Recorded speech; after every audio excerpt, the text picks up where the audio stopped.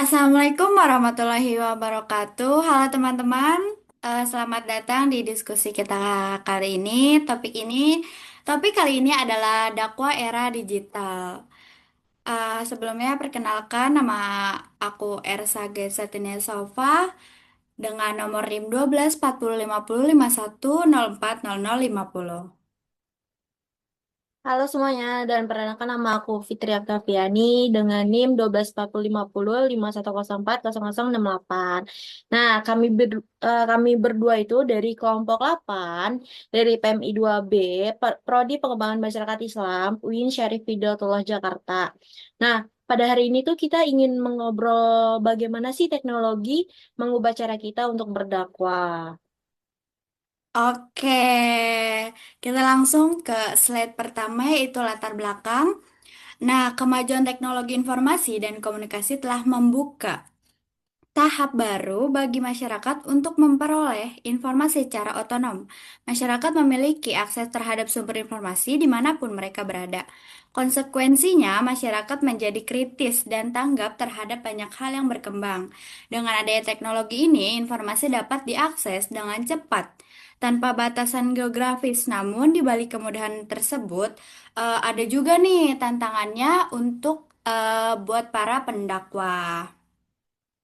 Betul sekali, Ersa. Nah, masyarakat itu sekarang kan itu lebih cenderung kritis ya untuk menanggapi apapun. Nah, Ya. kalau cara dakwanya tuh, kalau misalkan gak relevan tuh bisa-bisa masyarakat malah mengabaikan gitu loh dakwanya. Nah, maka kita perlu strategi baru nih di era digital ini untuk berdakwah. Oke.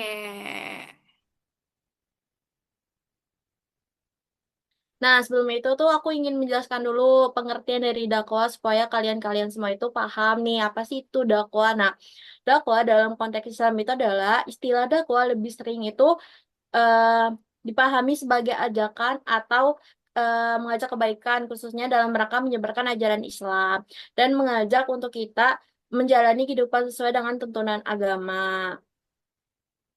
Nah, era digital ini tuh banyak sekali ya untuk berdakwah, khususnya itu bisa di media digital seperti TikTok, Facebook, Instagram, atau Twitter. Nah, menjadi pengaruh terhadap perilaku, pergaulan, dan sikap terhadap kegiatan keagamaan. Oke, nah tapi kurangnya tuh di komunikasinya itu jadi cuma satu arah nggak sih? Kadang nggak ada Nah, feedbacknya langsung juga dari audiensnya. Nah, selanjutnya itu ada tantangan juga nih, tantangan dakwah di era digital zaman sekarang. Yang pertama itu ada hoax dan misinformasi dalam dakwah digital. Nah, dakwah di era digital ini juga menghadapi tantangan tersendiri. Salah satunya itu tantangan utama adalah memastikan kualitas dan kredibilitas konten yang disampaikan. Dengan mudahnya akses informasi potensi penyebaran berita palsu atau hoax dan ajaran yang menyimpang semakin besar harus berupaya keras untuk memproduksi konten yang valid sesuai dengan ajaran Islam yang benar dan dapat dipertanggungjawabkan. Nah, selanjutnya itu ada radikalisme dan penyalahgunaan media digital. Nah, dakwah merupakan ajakan kepada kebajikan, keadilan, keindahan, dan kebermanfaatan.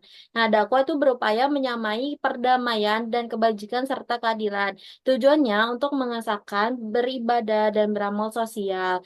Nah, bila dakwah dilakukan dengan cara yang kasar dan tiran, dakwah Islam akan dijauhi oleh umat Islam sendiri yang pada gilirannya akan mengucilkan dakwah Islam. Padahal dakwah semestinya membawa ke kohesivitas sosial, mendamaikan, menyejukkan, dan menyamai kasih sayang sesama manusia. Nah, selanjutnya itu ada peran media digital dalam Islam. Nah, ternyata dakwah mimbar ini memiliki peran penting yang tidak bisa digantikan seperti oleh dakwah digital. Di antaranya itu adalah satu, dakwah mimbar ini memungkinkan penceramah bisa berinteraksi langsung face to face dengan audiens atau pendengar. Yang kedua, memiliki kekuatan emosi yang bisa langsung menyentuh hati dan emosi audiens. Nah, yang ketiga, membangun komunitas. Hal yang penting dari dakwah mimbar ini adalah membentuk ikatan kuat atau komunitas eh, bagi jamaah yang datang berkumpul secara fisik di satu tempat untuk mendengarkan pesan agama secara bersama. Yang keempat, adanya pengalaman pribadi atau majelis yang hadir dalam dakwah mimbar baik berbicara maupun audiens. Yang kelima, itu ada membantu mengatasi isu-isu sosial dan moral yang tengah tren dan terjadi pada masyarakat. Ya, bahkan dakwah mimbar itu bisa membangun komunitas loh. Dan kadang dicari jamaahnya itu bukan cuma ilmu, tapi juga rasa nyaman dan kebersamaannya. Hmm. Nah, selain itu ada dampak positif dan negatifnya juga nih. Yang pertama itu ada dampak positifnya. Dari dampak positifnya itu dari segi sosial, penyebaran agama menjadi lebih luas. Tidak bisa dipungkiri bahwa perkembangan teknologi yang sangat cepat memudahkan masyarakat dalam mencari informasi yang dibutuhkan, termasuk dalam bidang keagamaan. Dalam platform digital tersedia ruang inklusif bagi berbagai kelompok atau aliran pemikiran dalam persoalan keagamaan. Selain itu, keterhubungan dengan komunitas dakwah online dan jamaah yang bergabung di dalamnya memungkinkan interaksi diskusi berdasarkan kesamaan minat dan halakoh yang sama tanpa terbatas oleh ruang dan waktu. Nah, teknologi juga bisa bikin dakwah lebih luas. Bahkan orang di desa juga bisa ikut kajian di Ustadz lewat HP-nya. Nah, bukan ustadz aja nih yang bisa apa berdakwah di media digital. Nah, perempuan-perempuan juga tuh bisa loh untuk berdakwah di media digital tuh sekarang itu banyak loh ustazah-ustazah yang berdakwah lewat YouTube, IG, IG Live atau podcast-podcast kayak gitu. Ini jadi ruang baru untuk share Islam yang inklusif, inklusif untuk para dai-dai yang ingin berdakwah di media digital. Betul sekali. Oke, Nah, selanjutnya itu ada ah, negatifnya. sisi negatifnya.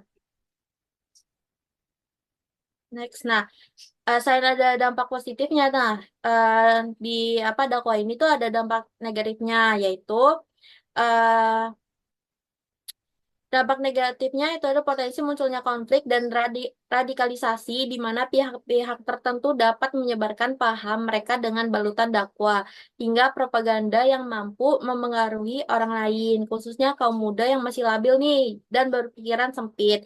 Nah, selain itu, hoax semakin gampang menyebar nih. Banyak yang orang share konten tanpa verifikasi dulu. Oke, dan juga ada banyak tekanan juga nggak sih? Kayak contohnya tuh harus viral, harus punya banyak followers. Terus kadang juga dakwah itu jadi ajang pansos, bukan lagi niat karena Allah Ta'ala. Nah, semua ini kan jadi pelajaran nih buat kita bagaimana dakwah di media digital. Nah, saya ingin menyimpulkan nih pembahasan hari ini, yaitu dakwah digital memang bawa perubahan besar, tapi tetap harus dilakukan secara bertanggung jawab. Ya, betul sekali. Jadi kita itu harus perlu banget nih, perlu cerdas dalam berdakwah dan bijak dalam menerima dakwah juga. Jadi jangan asal share dan pastikan itu sumbernya kredibel. Jadi kita jangan asal share, harus tahu dulu dari mana dakwah Sumber-sumber. tersebut. Sebelum kita tutup nih, kita ada Q&A dulu nih. Sebelum kita akhiri, kita akan jawab dua pertanyaan yang sering muncul seputar dakwah. Nah, yang pertama itu, apa sih Kak Fitri? Nah, yang pertama itu banyak sekali nih yang pada nanya nih, apa sih peran teknologi dalam dakwah, Kaica? Hmm. Nah, jawabannya itu adalah yaitu peran teknologi dalam dakwah itu sangat penting, yaitu adalah teknologi memperluas jangkauan dakwah asalkan digunakan dengan niat dan cara yang benar. Itu kayak Oke, bener banget tuh. Oke, lanjut aja ya ke pertanyaan yang kedua. Nah, yang pertanyaan selanjutnya itu, gimana sih cara antisipasi hoax dalam dakwah? Kira-kira apa apa ya itu jawabannya? kayak apa itu? Jawabannya itu, jangan langsung percaya. Coba kita cek dulu sumbernya. Bandingkan dulu dengan yang terpercaya. Dan kalau nggak yakin, tanya yang lebih paham. Kayak tanya ke ustadz atau ke tanya teman yang lebih paham. Jadi kita jangan asal ngambil kesimpulannya aja. Berarti kuncinya adalah jangan langsung percaya, Kak. Iya, eh betul banget tuh. apa yang ada di yang disebar-sebarin gitu ya dakwah-dakwahnya. Iya, betul. Hai Ca, sudah selesai nih kita sesi-sesi obrol-obrol santai tentang seputar dakwah di era digital. Ya, betul. Nah, sebelum itu tuh aku ingin mengajak kalian untuk menjadi bagian dari dakwah yang sehat dan menyejukkan. Jadi, jangan gampang percaya nih dengan hoax-hoax yang ada di dakwah-dakwah digital. Nah, juga kita harus mengerti peran teknologi dalam dakwah itu sangat penting loh gitu di era digital Nih, ini. keren banget kan materi kita kali ini. Jadi akhirnya selesai ya. Oke, langsung aja kali ya ke penutup. Nah, terima kasih juga buat kalian yang udah nyimak diskusi kita kali ini. Semoga bermanfaat ya untuk kalian semua. Eh, kurang lebihnya mohon maaf, kita tutup. Wassalamualaikum warahmatullahi Warahmatullahi wabarakatuh. See you wabarakatuh. next time. Bye.